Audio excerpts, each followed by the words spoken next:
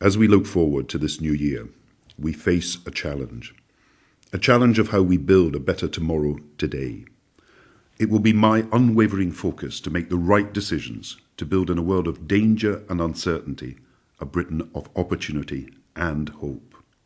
This coming year won't be easy, but I'm determined that this government will be the rock of stability and fairness upon which the British people can depend. The scale of the challenges we face is matched by the strength of my optimism that the British people can and will rise to meet them, because we're not a do-nothing people, and we've always risen to every challenge. We can meet the security challenge, the environmental challenge, and the enormous economic challenge. The British genius has always been to embrace the world in which we live, not the world we want to live in. And at all times, but perhaps especially at this time of year, we must acknowledge the debt we owe to our servicemen and women who meet our security challenge. Their bravery is unsurpassed, and their sacrifice knows no bounds. And as we meet the security challenge, so we must also meet the challenge of climate change. The pace of climate change is such that it not only threatens future generations, but imperils our generation today. Again, in an ever more interdependent world, this will require us to build alliances and win arguments for change that is real, fair, and sustainable. And I believe we can do it. And because we can, we must.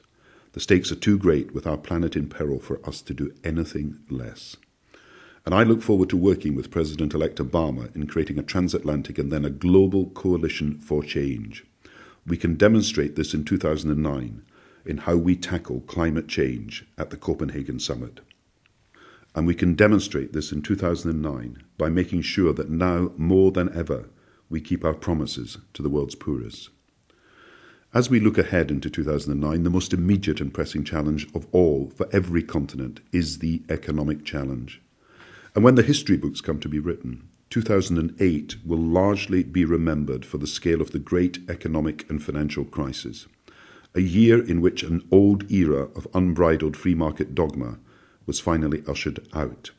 And I want 2009 to be the year when the dawn of a new progressive era breaks across the world, purposeful and energetic governments giving real help to families and businesses when they need it the most, and through expanding through the downturn, vital investments in our future, real hope for that future too. Real help now, real hope for the future. Both are essential. Alone, one will not be enough. Failure to do either, as some propose, would mean both a longer, deeper downturn and a weaker economy in the future. The scale and speed of the global financial crisis was at times almost overwhelming. I know that people felt bewildered, confused, and sometimes frightened. And that's why the response had to be swift and decisive. That's why we acted so quickly to get money into the banks. Not for any desire to finance bankers, but because if we didn't, it would have put at risk that which is most important to you and me, your jobs, your homes, your savings, your standards of living. What keeps me up at night and what gets me up in the morning are the hopes and the aspirations of the British people. And my guiding principle at all times is the welfare and well-being of British families and businesses. All of us would have been put at risk if we had not intervened and simply done nothing, as some would have had us do. This will be a challenging year for the economy. But I believe with the right policies we can build a better tomorrow while dealing with the challenges of today. The failure of British governments in previous global downturns was to succumb to political expediency and to cut back investment across the board, thereby stunting our ability to grow and strangling hope during the upturn. This will not happen on my watch. The lessons of this crisis is we do not let recession take its course, yield to defeatism, simply muddle through, or just hope for things to get better. The message is we take action. We are providing an extra £60 to pensioners immediately, on top of the winter allowance. We're increasing child benefit from January the 1st to £20 a week. We're helping 22 million basic rate taxpayers with a £145 tax cut.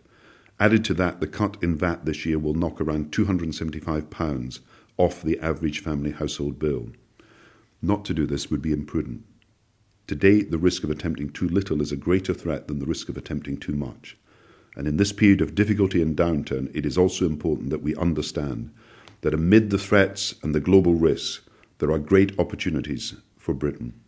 And we must prepare ourselves for these massive opportunities as the world economy doubles in size over the next 2 decades. We must not just plan for tomorrow. Our task over the next 12 months is to build tomorrow today, so that Britain creates the thousands of new high-tech jobs for the digital age now ahead of us. We must build the digital tomorrow today, so that Britain creates the thousands of green jobs vital for the environment and our economy. We must build that green future of tomorrow today, so that we have the best railways, roads and communications for the future. We must build the infrastructure of tomorrow today, so we have the right skills for the future. We must not let people's lives waste away in unemployment without trying to help, so that they have the skills our country needs. We must build the skilled Britain of tomorrow today. And if we coordinate our expansion with other countries, then the effect of one country's action can be magnified almost twice over. So I want to set out an agenda for the G20 meeting in April in London, bringing together all the major countries of the world that will help renew our global institutions for the intense levels of international cooperation we now need to solve our problems. So to those worried about jobs, we will take every action we can. For those worried about their homes, let me tell you that ordinary homeowners should not be the first to pay the price of financial failures. We will help people trying their best to pay their mortgages to stay in their own homes. To those who know that the only solution for our economy and environment is a global solution, expanding growth and tackling climate change together, let me say that we will work continuously with Europe, America and others to meet the international challenges of this century. With a new World Bank for Environment and Development, an International Monetary Fund that is an early warning system for crisis prevention. All of these actions will play a role in delivering real help now and real hope for the future. And they will ensure that when we come out of this downturn, we hit the ground running. I am confident that we can steer Britain safely into the future. First, because I'm confident in the innate strength and decency of the British people. Second, because Britain as a country has faced down many even greater challenges than those before us today. And third, because this government has set short-term, medium-term and long-term challenges before, and more crucially, we have met them. Today the issues may be different, more complex, more global, and yet the qualities that are needed to meet them have been demonstrated in abundance by the British people before.